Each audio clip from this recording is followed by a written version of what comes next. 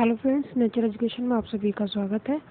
आज हम लोग जो बात करने वाले हैं वो उत्तरा सहायक शिक्षक भर्ती में जिन अभ्यर्थियों के कम गुणांक बन रहा है उनके लिए क्या ऑप्शंस रहेंगे और जिन जिलों में सबसे ज़्यादा सीटें हैं जहां आप लोगों के लिए सबसे ज़्यादा चांस है सिलेक्ट होने का, तो उन जिलों के बारे में बात करेंगे। साथ ही ये जानेंगे कि ओवरलैपिंग का क्या कॉन्सेप्ट है और किस तरीके से जो सीटें हैं वो भरी जाएंगी।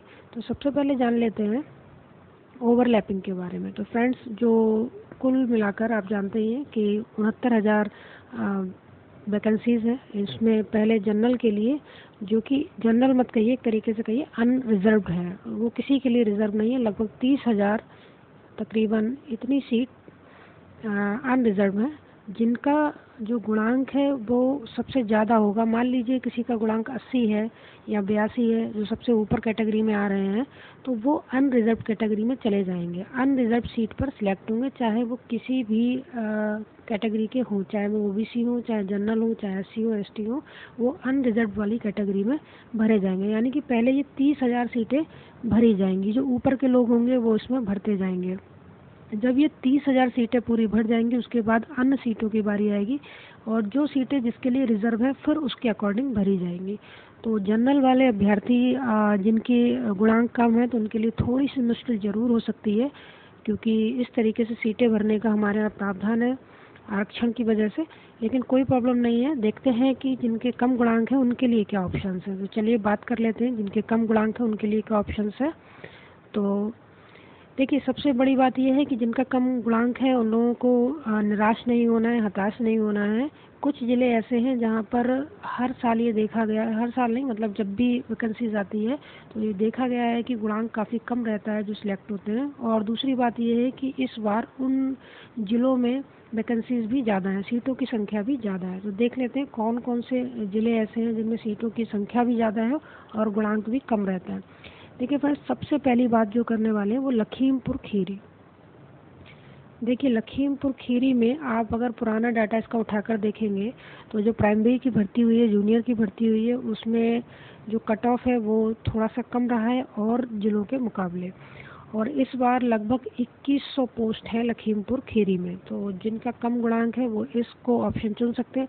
वैसे आप लोगों को अपने डिस्ट्रिक्ट को चुनना है, लेकिन अपने डिस्ट्रिक्ट के बाद अगर किसी डिस्ट्रिक्ट को चुनने की बारी आती है जिसमें आपके चयनित होने का ज़्यादा चांस है तो आप लखीमपुर डिस्ट्रिक्ट को चुन सकते हैं। दूसरा डिस्ट्रिक्ट की जो हम बात करेंगे जिसमें चांसेस ज़्यादा हैं वो है बदायूं। बदायूं में भी आप देखेंगे तो और जिलों के मुकाबले यहाँ पे कट ऑफ कम रहती है। यहाँ पे जो सीट्स होती हैं और जो कैंडिडेट होते हैं उनका कम कट ऑफ पर भी चयन देखा गया है। और यहाँ पर भी लगभग 2100 सीटें इस बार हैं 69,000 शिक्षक भर्ती में। चलिए और देख लेते हैं। जो अगले ज़िले की बात हम करेंगे वो है हरदोई। चलिए पहले जान लेते हैं कि सबसे ज़्यादा सीटें किसमें। सीतापुर। देखिए, जो पहले जो 2 ज़िले बताए हैं वो इसलिए बताए हैं कि वहाँ पे कट ऑफ और ज़िलों के मुकाबले थोड़ी सी कम रहती है, जो लखीमपुर खीरी और बदायूं होता है।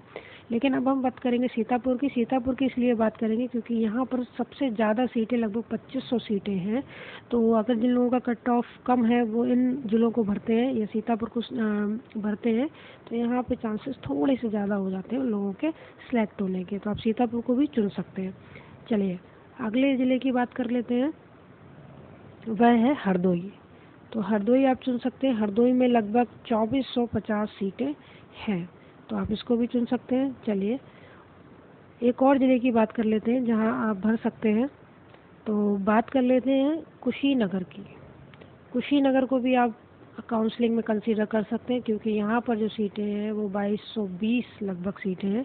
तो ये तो थे 4-5 ज़िले जहाँ पर आप काउंसलिंग में इन ज़िलों को वरीयता दे सकते हैं, जिससे कि आपके चयन की जो पॉसिबिलिटीज़ है वो थोड़ी सी ज़्यादा हो जाए।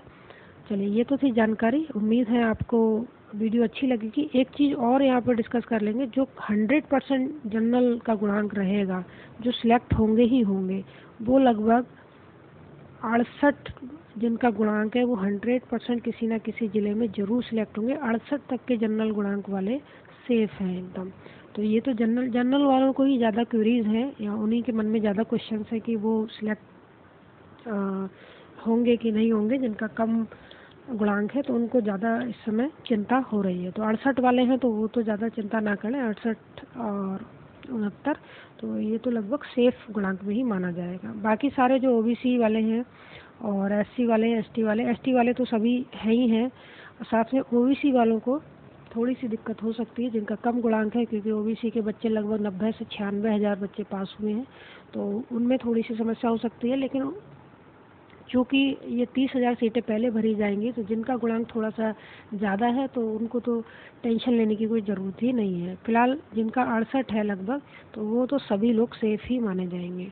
तो चलिए, ये तो थी वीडियो। उम्मीद है आपको जानकारी अच्छी लगी होगी। तो आप चैनल को सब्सक्राइब कर सकते हैं, वीडियो को लाइक कर सकते हैं। Thank you for watching.